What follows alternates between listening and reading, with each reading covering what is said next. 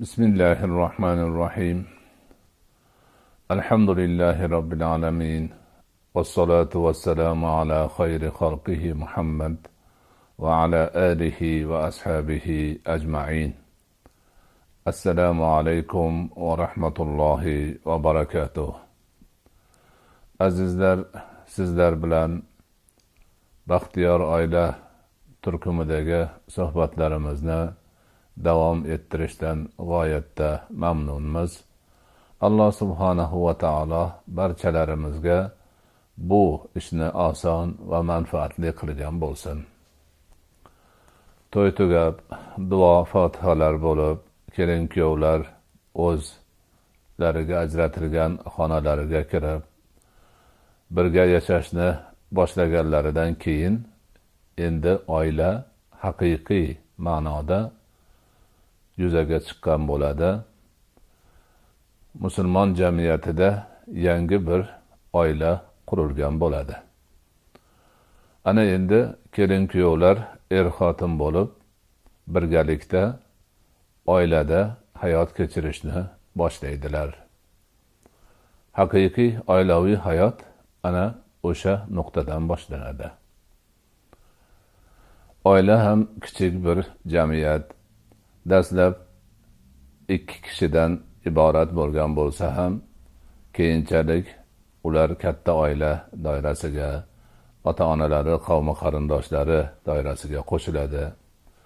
So'ngra Alloh subhanahu va taolo lutfi karam ko'rsatib, kelin-kuyovlarga farzand ato qilsa, oila doirasi asta-sekin ko'payib va kengayib ham boradi. Ana shu ma'noda oiladagi o'zaro munosabatlar, oilada erning o'rni nimadan iborat, uni qanday haq-huquqlari bor u qanday mas'uliyat, majburiyatlari bor, ayolning oilada tutgan o'rni qanday, uning oiladagi haq-huquqlari yu mas'uliyat, majburiyatlari kabi gaplarda juda katta bir ahamiyat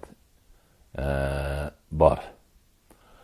Mana shu narsalarni belgilash, ularga rioya qilish ma'nolari oilaning baxti, saodati yoki aksi bo'lishini bosh sababchilari bo'ladi desak, xato qilmagan bo'lamiz. Bu borada gap yuritadigan bo'lsak, qadimdan barcha jamiyatlarda eng bosh savol oilaning boshlig'i kim bo'ladi degan savol bo'lgan. Qadim zamonlardagi ba'zi bir jamiyatlarda oilaning boshlig'i ayol kishi bo'ladi degan javob ham bo'lgan. Bunga chegaralangan tor bir doirada va ma'lum bir vaqtda amal ham qilingan. Bu faqat tarix sahifalaridagi xabarga aylanib qolgan haqiqatdir.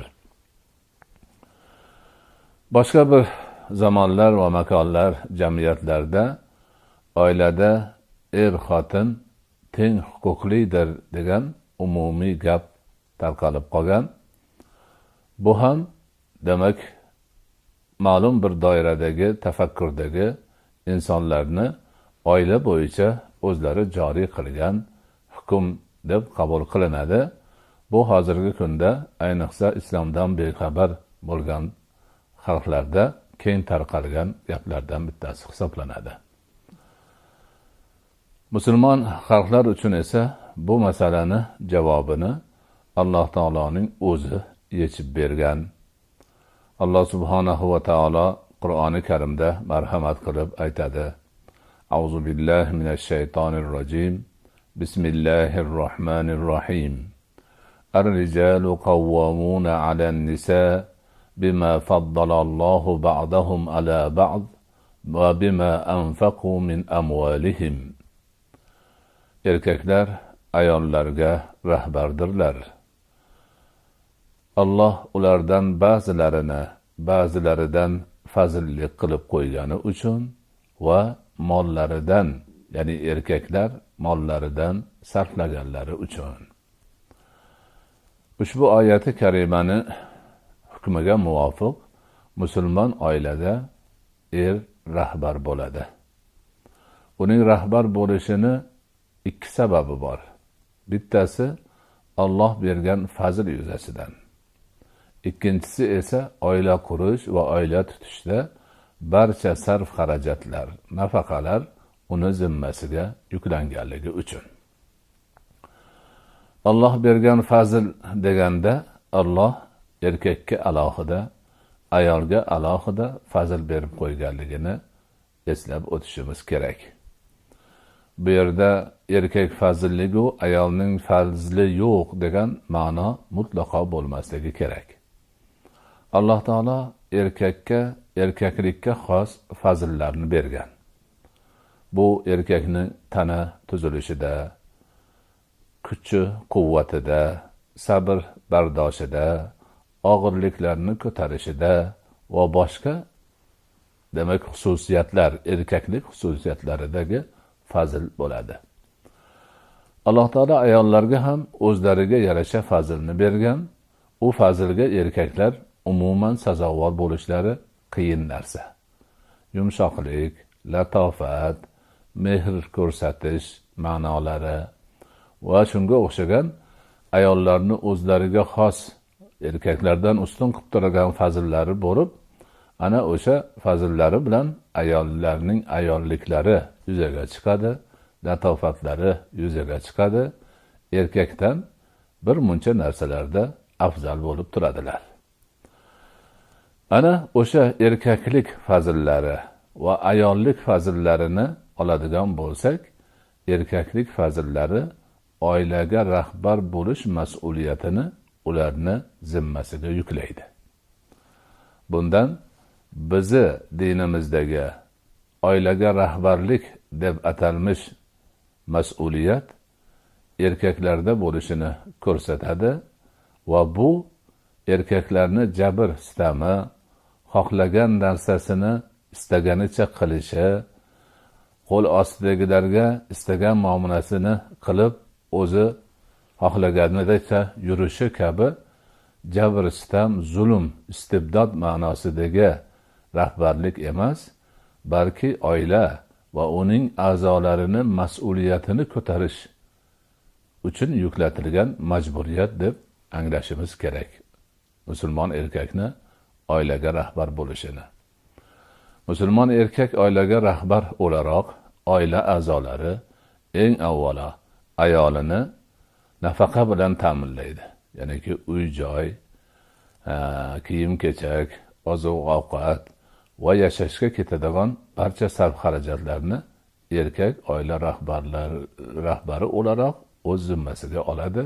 Alloh uni zimmasiga shuni yuklagan.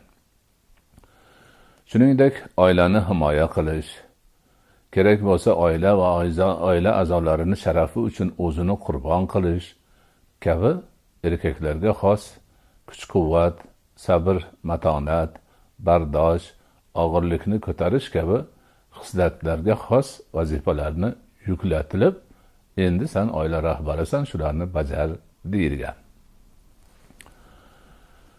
Teng huquqliman deb aytayotganlarda mana shu holatlar yo'q. Er ham, xotin ham biz oilada teng huquqlimiz deyaroq xohlaganini qilib, bir-biriga qarshi chiqishi, mas'uliyatni zimmasiga olmasligi va boshqa ko'pgina muammolar kelib chiqishi hozirgi kunda ko'rinib turibdi, bilinib turibdi. Hamma buni demak guvohi bo'lib turibdi.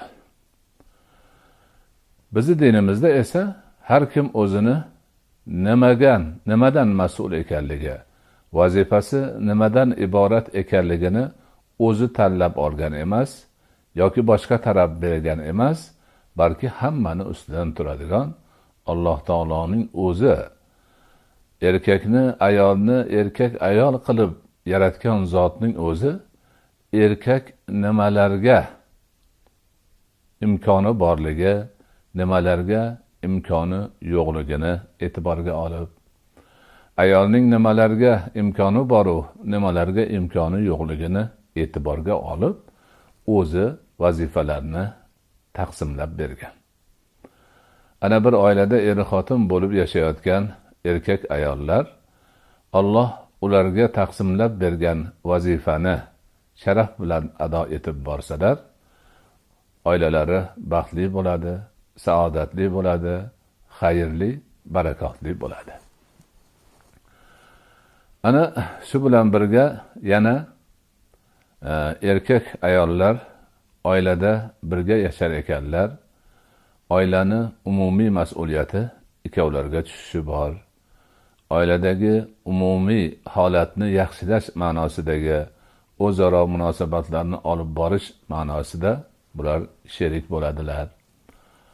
Ana o'sha demak ma'nolarni biz yaxshi bilib olsak, juda ham bir oila uchun yaxshi sharoit yaratilgan bo'ladi.